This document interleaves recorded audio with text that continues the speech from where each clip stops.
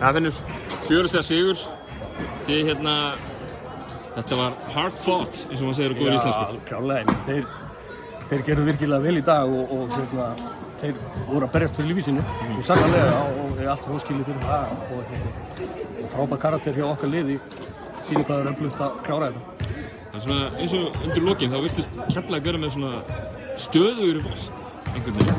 Já, ég meina, þið bara töffari skapur að klára svona leik og sýnir bara gæðin.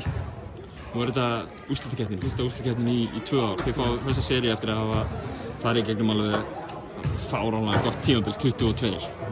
Er það gott eða slæmt að Tindastóll hafi expósað veikleika hjá okkur á þessu tímabil? Hvaða veikleika? Nei, ég meina svona eins og að Theo á gólfinu og Flennard var að fá svona mid-range sitt. Já, Flennard er frábær leikmaður, ég þekki hann vel og við vitum það alveg, þetta er hörku leikmaður.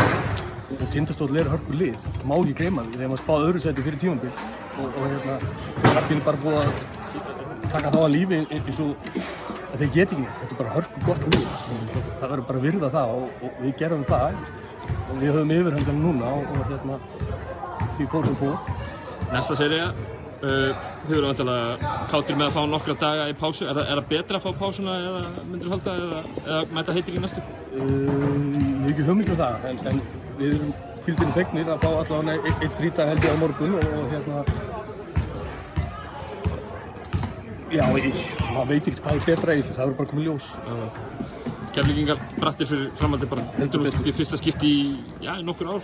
Já, þeir eru bara allir í stöði og geggjaðir áhorfendur Djói og félagar, þetta er algjörlega 7. maðurinn og hjálpaðu gríðarlega mikið á lokasekundunum, þannig að bara stórt hrós á það. Frábært, takk.